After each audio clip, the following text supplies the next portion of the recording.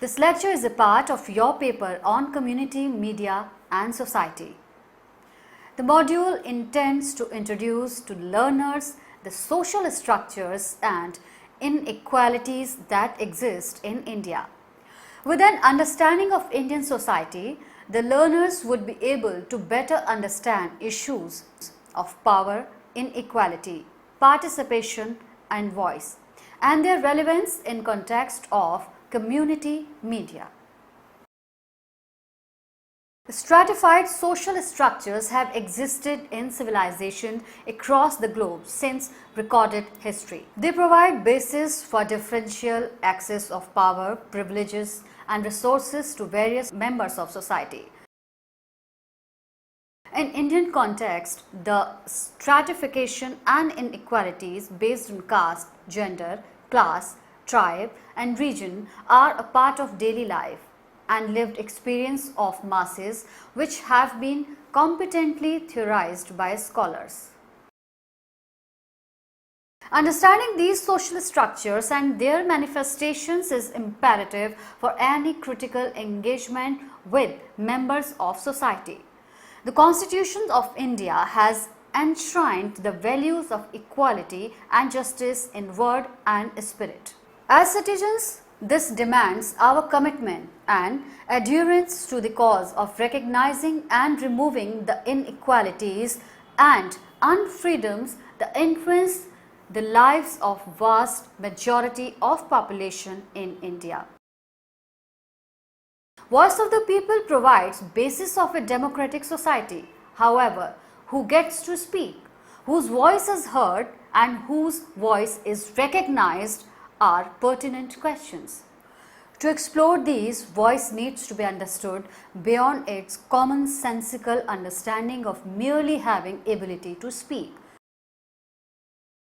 The concept cannot be devoid of its political and social underpinnings. Being able to express is a human need and is intrinsically related to power structures which legitimize voice of some people or special groups while suppress voices of others. Marginalization is a process in which some people and social groups are systematically pushed towards the margins or periphery of development process. They are not merely deprived of power and resources but are also exploited and suppressed. Marginalization brings with it unequal power relations, prioritizing and benefiting those at the core at the cost of these at the margins. In order to challenge the status quo, voice of the people who are subjected to oppression of unequal social structures and marginalized by skewed development process have a critical role to play. The dominant discourse is controlled by the powerful. The voices we hear the most came from the most privileged people. It is noteworthy that absence of recognized voice of marginalized in public sphere should not be understood as marginalized having no voice. Rather, the legitimate voices of the marginalized are systematically suppressed, rejected and even sometimes appropriated. It is in the context we are looking at how voices from the margins can enable us to look at community media with a perspective which is more just, equitable and humane. Who is media? Pick up any national daily and notice what kind of news items make it to the newspapers. What are the issues that take substantial space and to which sections of population do they matter the most? How are different social groups portrayed in the news? It won't take us long to understand that issues that bother minority, urban populace occupy most of the news space as against issues that concern vast majority of rural populace. The newspaper is also meant purposely for literate population that are potential customers with sufficient purchasing capacity of the products and services advertised in the newspaper. The news item have proportionally poor representation of people and issues pertaining to Dalits, Muslims and tribal populations, and often prevalent prejudices and stereotypes are used to portray these sections of population. Objectification of women, reducing them as objects of male attention, is common in news items and advertisements. Thus, we see the media we call mainstream is in fact directed at a small section of population that own resources and power by virtue of their social and economic standings. The proportion of content is skewed in favor of the powerful and their interest is central to the ideology of the media. Media's portrayal of people and issues, the symbols and imagery used are borrowed heavily from the dominant culture or the culture of the dominant.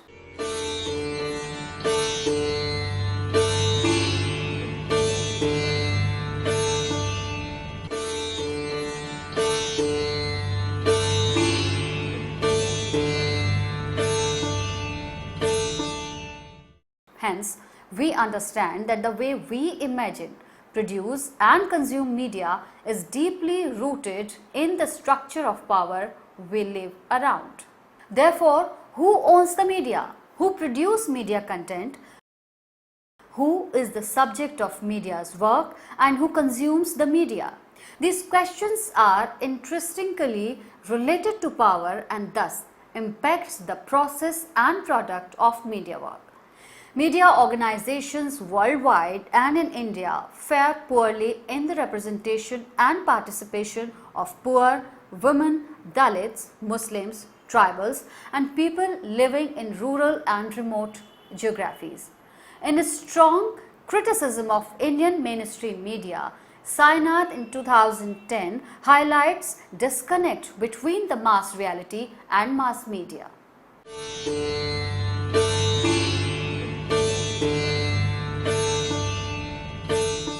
Mainstream media organizations imprisoned by profit and hijacked by corporate are serving interest of the elites and are ignorant of poor masses and their plight.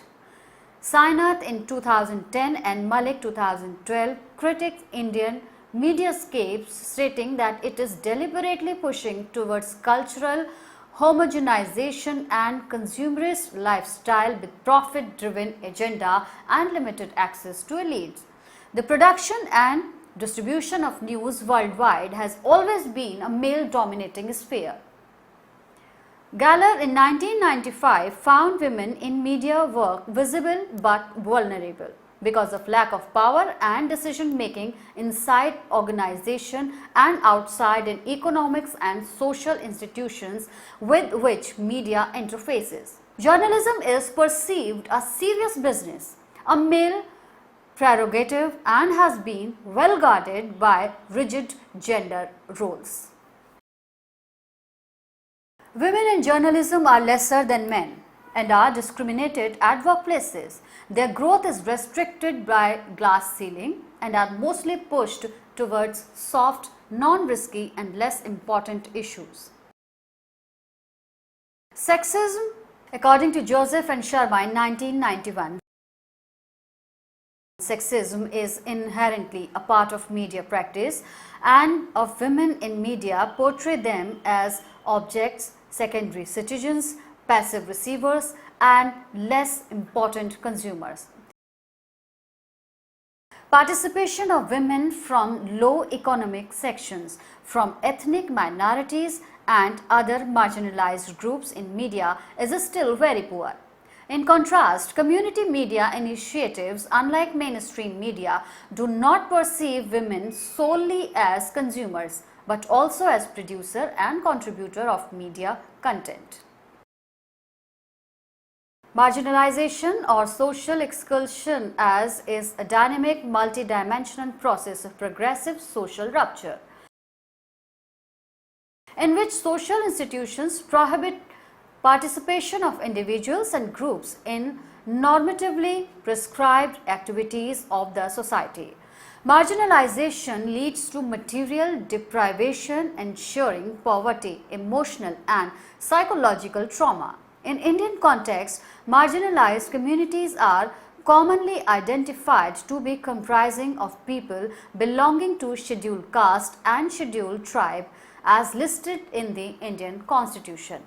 Gopal Guru in 2000, in context of marginalization of Dalits in India, argues that marginalization gets manifested in the political, cultural, academic, psychological and technological realms. According to him, Dalits are kept away from positions of power and responsibilities and are given token representation in politics. Zaxa in 2011 puts lights on plight of tribals whose control of their economic resources and geographical isolation have been snatched, making them vulnerable to exploitation and domination by the dominant social groups. Dipankar Sinha in 1999 held that communication networks are exclusively limited to upper visible and dominant segments of society, and a vast silent majority comprising of lower invisible segments of society are succumbed to silence or subordinate unilateral communication. Sikant in 1994 presents mainstream media in India as communal and highly prejudiced with caste and class hierarchies. Robin Jeffrey in 2014 claims that despite large population of Dalits and scheduled tribes, there are almost no Dalits or Adivasis on the editorial desk of Indian news media today. Voices from within. What happens when one gets to write their own story? It is highly likely that the story is more authentic and reflect a lived experience of that individual and social group. Ability to express and represent people are innately related to identify of individual and community. Telling their stories allows one to express and being heard, empowering them during the process. Community media opens these avenues for populations which are hitherto silenced by mainstream media. The subaltern discourses have emerged from movements of women, tribals, Dalits and other marginalized groups across India and the world. They develop alternate ways of expressing and sharing their stories. Habermas in 1962 theorized public sphere embedded in capitalist Europe, where individuals exchanged ideas and knowledge in a space outside the control of state and economy.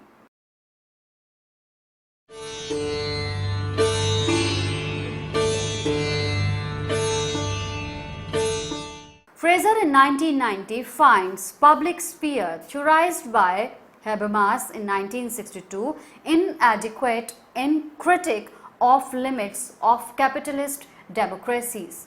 She provides a feminist critique of Bourdieu's public sphere, which is discussed here.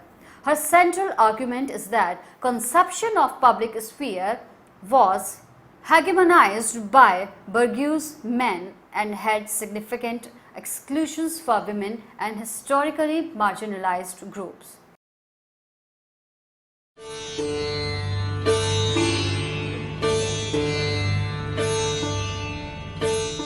She also proposes the concept of subaltern counter-publics, which are parallel discursive arenas where members of subordinated social groups invent and circulate counter-discourses, which in turn permit them to formulate oppositional interpretations of their identities, interests and needs.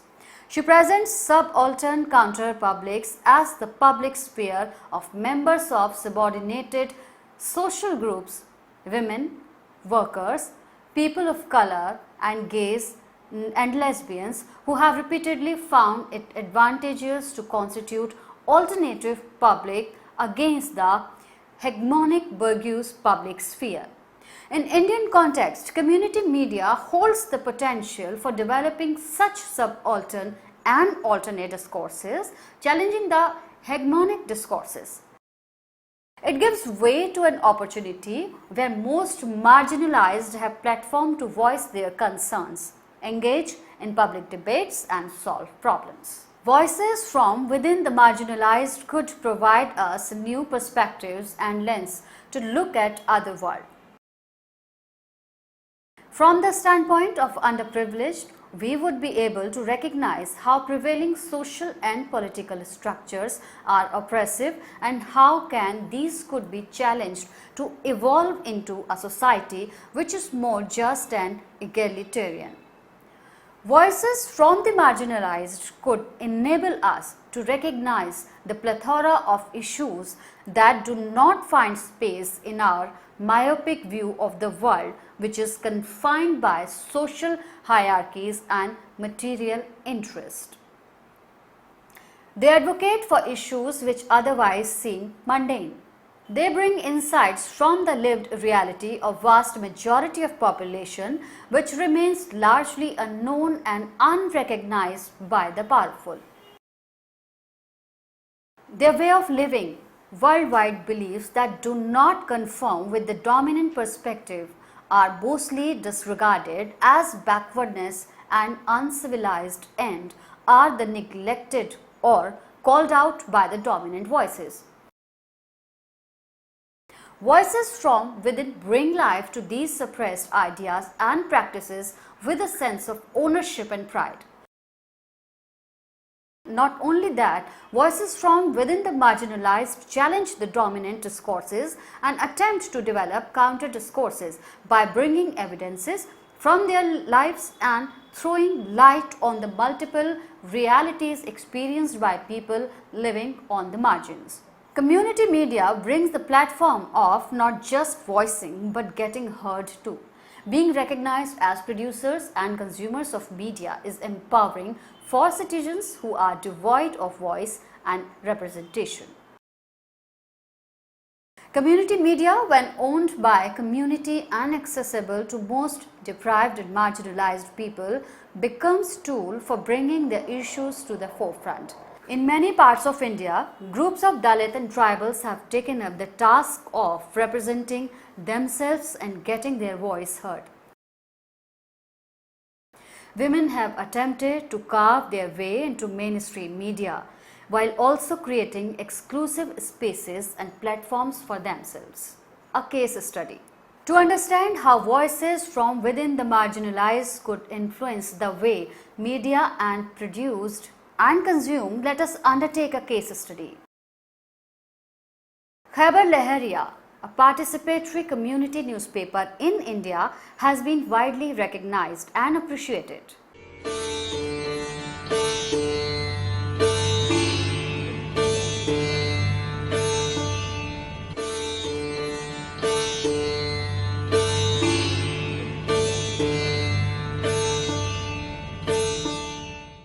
Among the national and regional newspapers, Khabar Lahariya holds a unique identity of being a women-run newspaper with a feminist perspective. Most of the women working as journalists come from marginalized communities and some of them are not formally educated. The newspaper publishes in local languages and dialects for rural and semi-urban populace.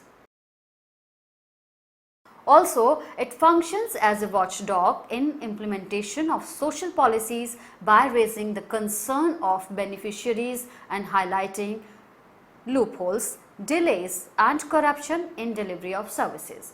It also follows up stories to ensure change and better access of services for the public as offered by the state.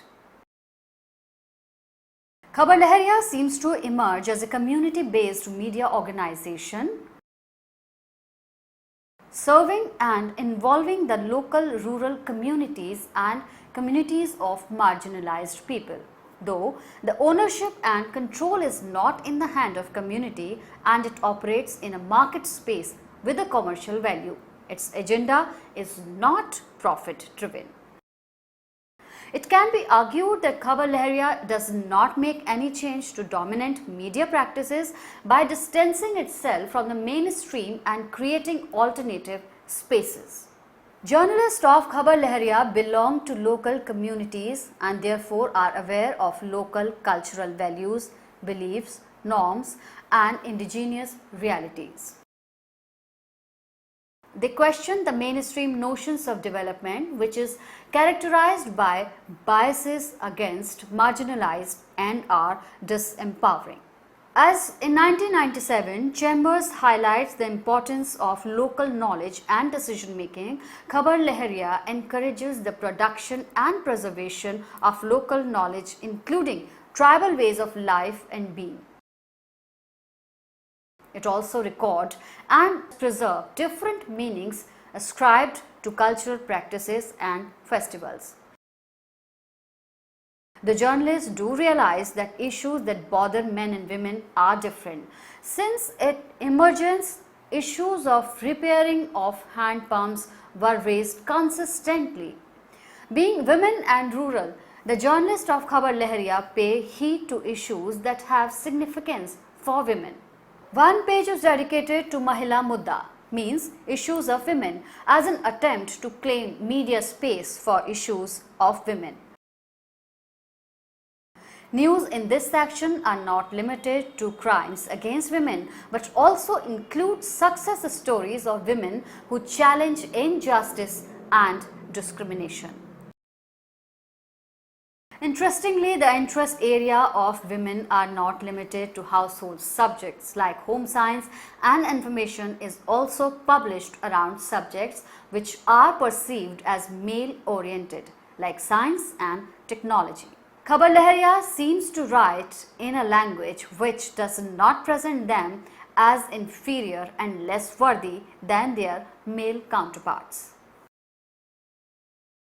As a newspaper, Khabar Lahariya presents an alternative form of media practice which is ethical, healthy and participatory, which could be used to critique and broaden the horizons of their mainstream notions and practices. It enables us to understand how does voices from within the marginalized communities, when take up the task of representing themselves, use community media to empower themselves and members of community. This module introduces on to social inequalities prevailing in Indian society and how they influence the production and consumption of media. In the context of community media, it has been argued that understanding social structures and listening the voices of the marginalized could provide us critical insights into the lived experience of vast majority of population which is marginalized by the dominant structures of power. These perspectives could direct us towards a media practice that is more people-centric and committed to the cause of poor and marginalized people. For more details, please read the modules carefully and attempt the questions given at the end of each module. Thank you.